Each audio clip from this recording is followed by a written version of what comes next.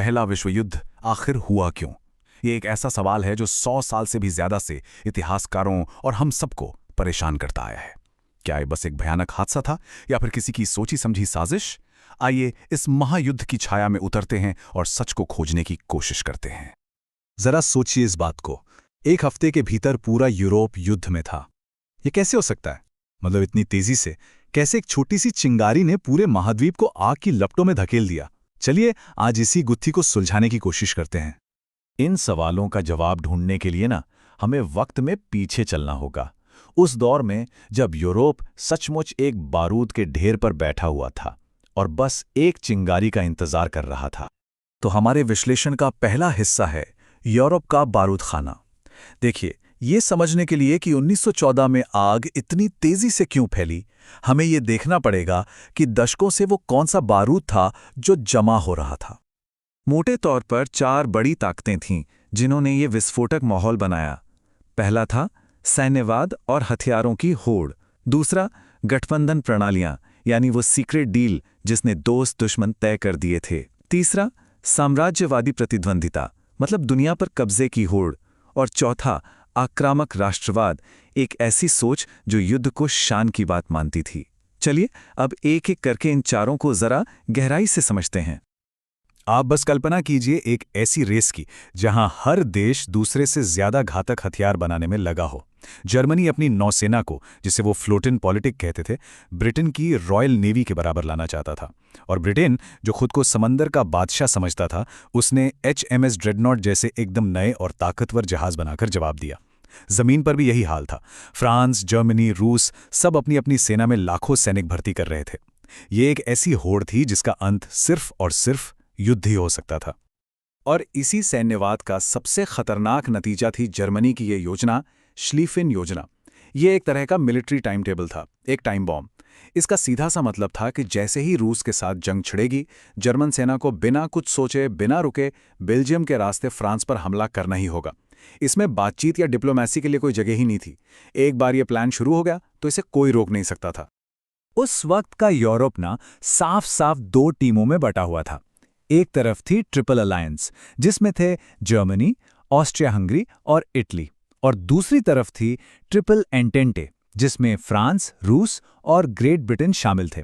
अब इसका मतलब ये हुआ कि अगर एक देश पर हमला होता है तो उसके सारे दोस्त उसकी मदद के लिए जंग में कूद पड़ेंगे। मतलब एक छोटी सी लड़ाई भी पूरे महाद्वीप को जंग का मैदान बना सकती थी। उस दौर में दुनिया पर कब्जे की एक होड़ सी लगी थी। हर बड़ा देश चाहता था कि अफ्रीका और एशिया में उसके पास ज्यादा से ज्यादा जमीन हो, ज्यादा संसाधन हो। मोरक्को में जर्मनी और फ्रांस की ठहनी हुई थी, तो वहीं बाल्कन के इलाके में रूस और ऑस्ट्रिया हंगरी की दुश्मनी बढ़ती ही जा रही थी। ये सब छोटे छोटे झगड़े थे, लेकिन इनमें एक बड़ी लड़ाई शुरू करने की पूरी क्षमता थी। और हाँ, बाल्कन, उसे तो यूरोप का बारूद का ढेर कहा जाता था। और ये बिल्कुल सच था। यहाँ सदियों पुराना ऑटोमन साम्राज्य टूट रहा था और सर्बिया जैसे नए नए देश ताकतवर बनना चाह रहे थे।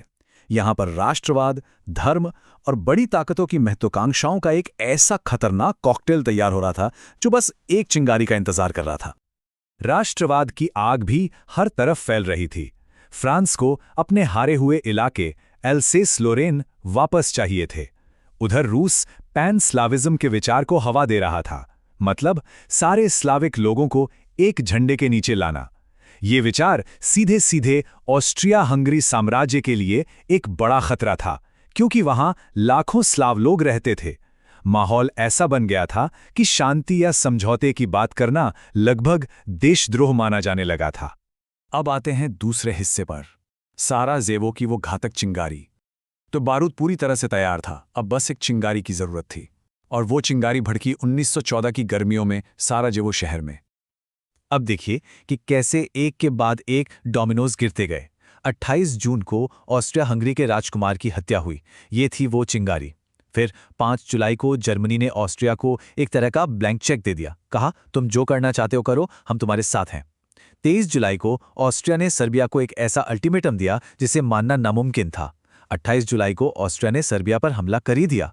इसके जवाब में 29 जुलाई को सर्बिया की मदद के लिए रूस ने अपनी सेना तैयार करनी शुरू कर दी। और फिर 4 अगस्त को जर्मनी ने अपनी श्लीफेन योजना चला दी और ब्रिटेन भी जंग में कूद गया। बस देखते ही देखते पूरा यूरोप युद्ध की आग में था। और अब तीसरा हिस्सा, दोषारोपण का खेल। जब 4 साल बाद बंदूकें खामोश हुईं तो एक नया युद्ध शुरू हुआ, शब्दों का युद्ध। सवाल ये था कि लाखों लोगों की मौत का जिम्मेदार आखिर कौन था? वर्साई की संधि में विजेताओं ने ये अनुच्छेद डाला जिसे युद्ध अपराध खंड के नाम से जाना जाता है। इसमें साफ साफ लिखा था कि युद्ध शुरू करने की पूरी जिम्मेदारी जर्मनी और उसके साथियों की है। ये सिर्फ कागज पर लिखी एक बात नहीं थी, इसने आने वाले कई दशकों के लिए जर्मनी का और दुनिया का भविष्य तय कर दिया। और इस जिम्मेदारी की कीमत क्या थी? 1332 अरब गोल्ड मार्क्स। जरा सोचिए, ये इतनी बड़ी रकम थी कि इसने जर्मनी की अर्थव्यवस्था को पूरी तरह तबाह कर दिया और एक तरह से भविष्य में एक और बड़े संघर्ष के बीज बो दिए। तो असली गुनहगार कौन था? इस पर बहस सालों तक चली। पहला नजरिया था वर्साई दृष्टिकोण, जो कहता था कि जर्मनी ही मुख्य हमलावर था। फिर आए संशोधनवादी, जिन्होंने कहा कि नहीं, सबकी बराबर की गलती है, ये तो एक हादसा था। लेकिन फिर 1960 के दशक में एक जर्मन इतिहासकार ने फिशर थीसिस सामने रखी, जिसने पूरी बहस का रुख ही मोड़ दिया। उस इतिहासकार का नाम था फ्रिट्ज फिशर। उन्होंने जर्मनी के खुद के सरकारी दस्तावेजों से ये साबित किया कि जर्मन नेताओं ने सिर्फ युद्ध का खतरा नहीं उठाया, बल्कि वो इसे बाकायदा चाहते थे। ये खुलासा एक धमाके जैसा था और इसने काफी हद तक बहस को एक नतीजे पर पहुंचा दिया। और अब हम आते हैं अपने आखिरी हिस्से पर, साझा विफलता लेकिन असमान दोष। तो इन सारे सबूतों के बाद आज के इतिहासकार क्या कहते हैं? क्या केस क्लोज हो चुका है? आज का जो निष्कर्ष है वो कुछ ऐसा है। हाँ, ये युद्ध एक सामूहिक विफलता थी।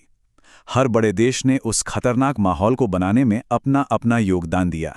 लेकिन इसका मतलब ये बिल्कुल नहीं है कि सबकी गलती बराबर थी। जिम्मेदारी का तराजू एक तरफ बहुत ज्यादा झुका हुआ है। और सबसे बड़ा फर्क यहीं पर है, जहां दूसरे देश शायद संकट से बचना चाहते थे या कम से कम हिचकिचा रहे थे, वहीं जर्मनी एकमात्र ऐसी ताकत थी जिसने जानबूझकर एक छोटे क्षेत्रीय झगड़े को पूरे महाद्वीप के युद्ध में बदलने का दांव खेला। उन्होंने इसे एक मुसीबत की तरह नहीं, बल्कि एक मौके की तरह देखा। तो हाँ, ऑस्ट्रिया हंगरी ने सर्बिया को कुचलने में लापरवाही दिखाई, बिल्कुल दिखाई। रूस ने भी बहुत जल्दी अपनी पूरी सेना को तैयार होने का आदेश दे दिया, और ब्रिटेन की कंफ्यूज करने वाली डिप्लोमेसी ने भी जर्मन नेताओं को गलत अंदाजा लगाने पर मजबूर किया। इन सब ने आग में घी डालने का काम किया, लेकिन जो हाथ माचिस जला रहा था वो जर्मनी का था, जिसने पूरे यूरोप पर अपना दबदबा कायम करने के लिए सब कुछ दांव पर लगा दिया था। और यहीं पर 1914 की कहानी हमें सबसे बड़ी और जरूरी सीख देती है। ये हमें याद दिलाती है कि जब कूटनीति फेल हो जाती है, जब राष्ट्रवाद अक्ल पर हावी हो जाता है, तो छोटी छोटी चिंगारियां भी पूरी दुनिया को जलाने वाली आग भड़का सकती हैं। ये एक ऐसी चेतावनी है जिसे हम आज की दुनिया में भी नज़रअंदाज नहीं कर सकते।